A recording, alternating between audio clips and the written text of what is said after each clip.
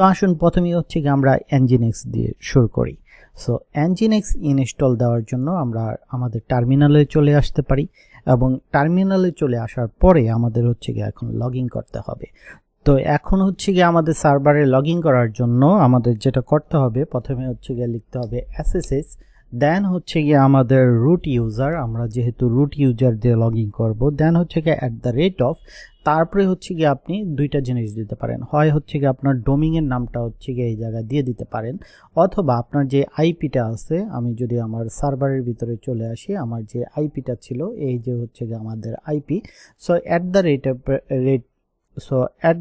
@of এর পরে আপনারা হচ্ছে গিয়ে এই আইপিটা দিয়ে দিতে পারি। সো যেটাই দেন সেটা দিয়ে হচ্ছে গিয়ে লগইন হবে। সো আমি হচ্ছে গিয়ে ডোমিন নেমটা ইউজ করি কারণ এটা মনে রাখাটা সহজ আইপি অ্যাড্রেসের থেকে। সো এটা দিয়ে আমি যদি এখন হচ্ছে গিয়ে ইন্টার দিই, দেন হচ্ছে গিয়ে আমাকে বলতেছি ক্রেডেনশিয়ালটা আমি সেভ করে রাখবো কিনা, আমি জাস্ট ইয়েস দিলাম। সো এখন আমি হচ্ছে গিয়ে আমার সার্ভারে লগইন করে ফেলছি। সো আমি যদি জাস্ট ls দিই তাহলে হচ্ছে গিয়ে আমাদের যেহেতু এই জায়গার ভিতরে কোনো কিছুই নাই, সো সে হচ্ছে গিয়ে ব্ল্যাঙ্ক দেখাচ্ছে। বাট আমি যদি pwd দিই তাহলে হচ্ছে গিয়ে আমি দেখতে পারবো যে আমি রুট পাথের ভিতরে হচ্ছে গিয়ে আসি। তো আমাদের এই জায়গায় আসার পরে আমাদের সর্বপ্রথম যে কাজটা করতে হবে সেটা হচ্ছে গিয়ে এটাকে একটা আপডেট দিতে হবে। সো আপডেট দেওয়ার জন্য আমরা হচ্ছে গিয়ে লিখতে পারি apt আপডেট, অ্যান্ড এটার সাথে সাথে হচ্ছে গিয়ে আমরা দিয়ে দিতে পারি apt আপগ্রেড।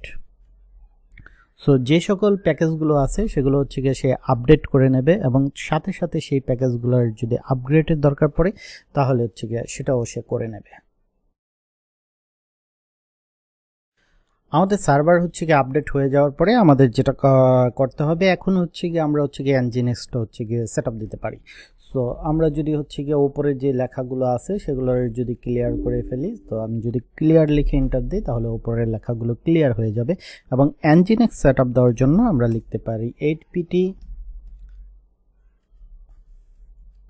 Install Nginx। তো Nginx লিখে আমরা যদি জাস্ট এন্টার দিই তাহলে হচ্ছে গিয়ে Nginx সেটআপ হওয়া শুরু হয়ে যাবে।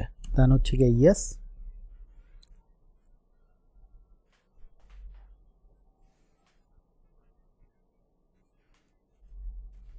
তো আমাদের যেহেতু হচ্ছে গিয়ে Nginx সেটআপ হয়ে গেছে, এখন যদি হচ্ছে গিয়ে আমরা আমাদের সাইডের ভিতরে চলে আসি, দেন হচ্ছে গিয়ে এটা যদি হচ্ছে গিয়ে আমরা একবার রিফ্রেশ দিই তাহলে আমরা হচ্ছে গিয়ে Nginx এর ওয়েলকাম পেজটা দেখতে পারবো।